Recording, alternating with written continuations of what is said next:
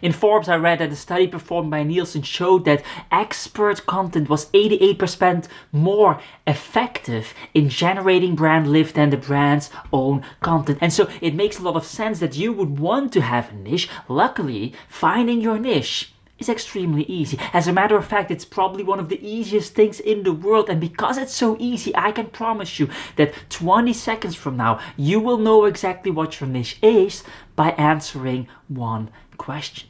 What is something that you could give a 5-minute presentation on if someone forced you on the stage right now without preparation? Congratulations, now you have a niche, and the power of this approach is that for you specifically, this niche is likely going to be better than 99% of niches out there. There's only one problem with this niche, and that is that you don't know anything about it. You don't know if it's profitable, you don't know if it's in demand and if people want it, and you don't know if it's not too saturated. And the problem with not knowing if it's profitable, in demand, and way too saturated is that most niches are not profitable, not in demand, and way too saturated. And if you dive into one of those niches, you will have a terrible time in the next 5 years. You'll likely have to sacrifice everything in function of your obsession, lose most of your friends because you don't have time to see them, lose your girlfriend because she didn't sign up for your obsession, and you'll likely have no life for years on end. And so this is a risky strategy. It's the one that I followed myself, and I can tell you it came with a lot of unforeseen negative side effects.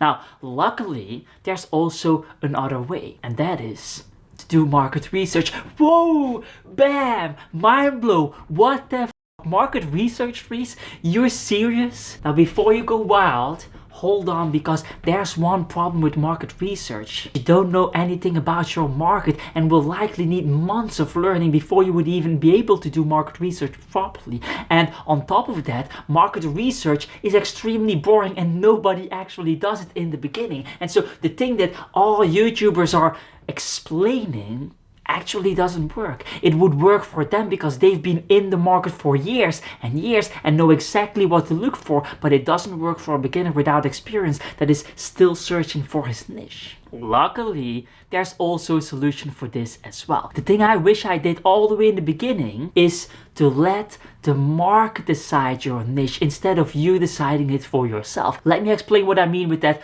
On YouTube, for example, instead of deciding what you want to make videos about, you want YouTube to decide it for you. And so here's what that would look like. You make 30 videos in 10 different niches that you are kind of interested in, 3 videos per niche, for example, and here's what's going to happen. 1 or 2 videos will outperform all the other videos by 10 or even 50x or something. And you feel me coming?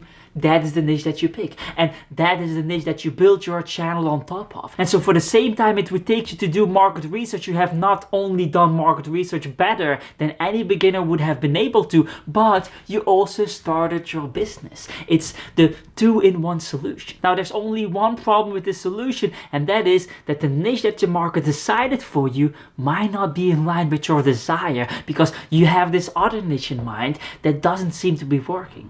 Luckily, there's also a solution for this as well, a solution that solves all your problems. There's one thing that is more powerful than being in demand, than having something to say about a particular topic, than having a lucrative topic, than having approximately everything that you can imagine in a niche.